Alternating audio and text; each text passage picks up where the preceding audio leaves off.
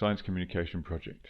So we're interested in trying to measure how fast caffeine comes out of tea leaves in a normal tea situation, and therefore what I've done is done a test experiment to see what the parameters are, what kind of time it really takes, what kind of expectation we have, to see whether any of the methods are going to work, and to see what kind of conditions we really have.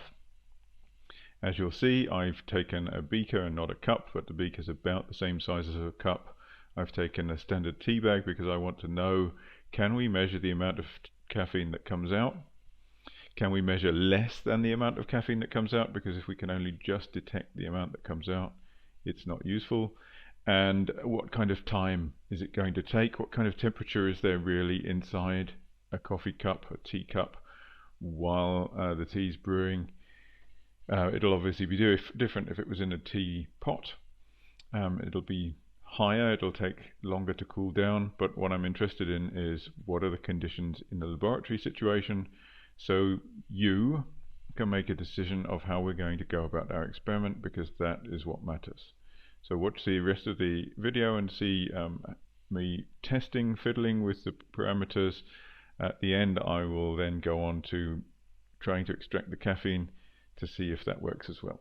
Okay, so we're going to do an experiment now where we take some tea. It's green tea in this left pot here, using the water in the right container over there.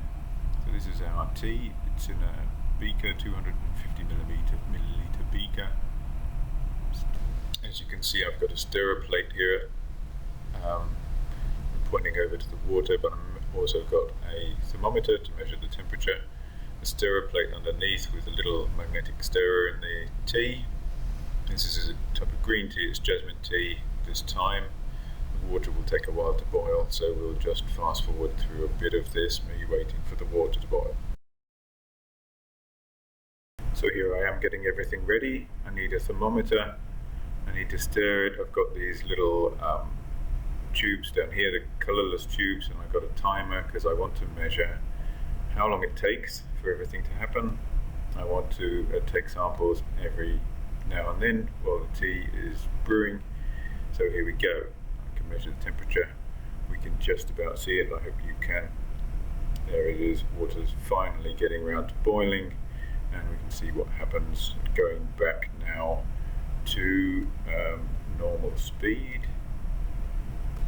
So pouring the water in, measuring the temperature, and also starting the clock. Let's start the clock. So obviously you can see the clock started slightly late because it's only me. I'm left on my own to do this. Off we go. Timer started, and I will take samples every minute or so. Off we go. Might have to speed this up a little bit, but let's do 1 minute. So we've got 30 seconds worth. You can see the tea's getting quite green already. It's green tea. You can see it stirring in there. So the stirring is having a huge effect. It's obviously much slower if you do it in a tea sieve or some other kind of thing. We will have to think about that. It's one of our experimental variables that we can decide what to do with. Now I am going to, when it gets around a minute, I'm going to get some out and put it in one of these tubes so that we can see how the colour develops over time. I haven't measured it yet. Here it comes. It's 2 millilitres, 2 times 1 milliliter. And you can see it takes a while to do it, so there's an experimental problem already that we can think of for when we do a real experiment. That's why you do test experiments like this, so you know what the experimental difficulties are. Okay, you can see that very little is happening that we can see, so I'm going to speed it up again, and time will pass a lot faster for you, otherwise it's really boring.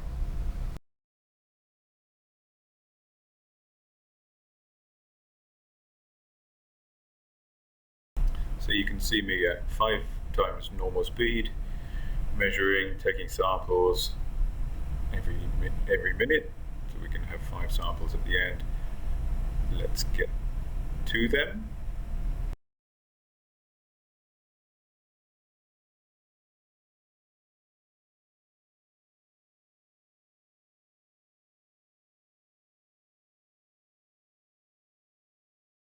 and back to normal speed. We will now have a look at those 5 samples to see how the colour developed over time.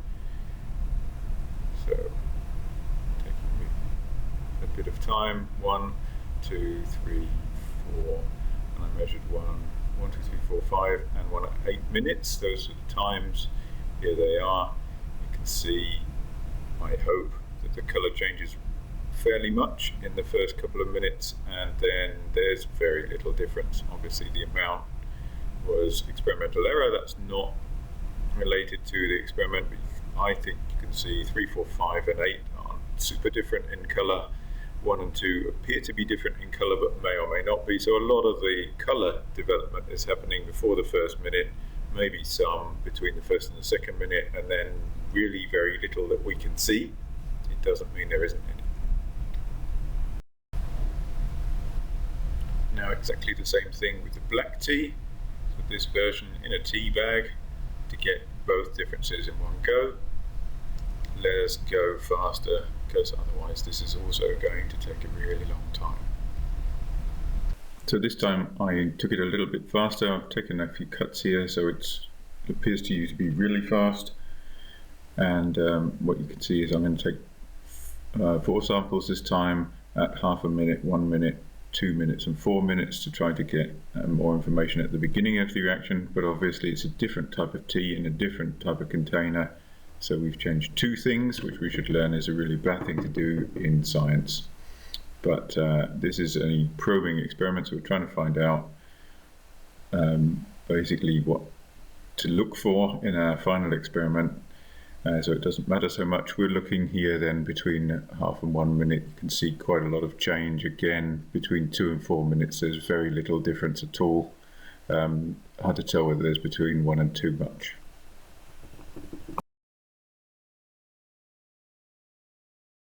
So on to extracting the caffeine. We're going to take some sodium carbonate and add it to the tea mixture. That makes it basic and makes the caffeine more soluble. As you can see, I tipped it in from the original container. That's a really bad idea. Now it's getting dark. So it's a really bad idea to add it from the container. Steam gets into the container and contaminates it forever, so we can throw that away. The other problem is we have no idea now how much I added. So that's something to note down for later and not ever do again. One must always learn from one's mistakes. You can see it's got a lot darker. This one's still hot, so now I'm going to go back over to the green tea, which is cold. This is a separation funnel. I'm going to use this to extract the caffeine. So what I'm going to do is put the green tea into this separation funnel, and I'm going to add some solvent. The solvent in this case is dichloromethane because we had some. We will also think about whether that's a good idea or whether it's possibly better to use a different solvent in this case. You also have to think about that. I'd like you to look that up, please. So here we go, green tea in there. The green tea you can see has gone brown. That was when I added the sodium carbonate to it. I'm going to add 40 milliliters of the green tea. There was 120 in total. I'm going to use 40 milliliters of it now. So that's about a third of the amount of tea from 1 tea bag. Oh no, that was green tea, so it was 2 teaspoons. So let me add that. And then I'm going to add, I've made a mess there. I'm going to fast forward a little bit for you now, because I think I mess around a bit. So that was a cut. I'm now adding my dichloromethane, which is an organic solvent, so it doesn't mix with water, and it's heavier than water, so it sinks to the bottom.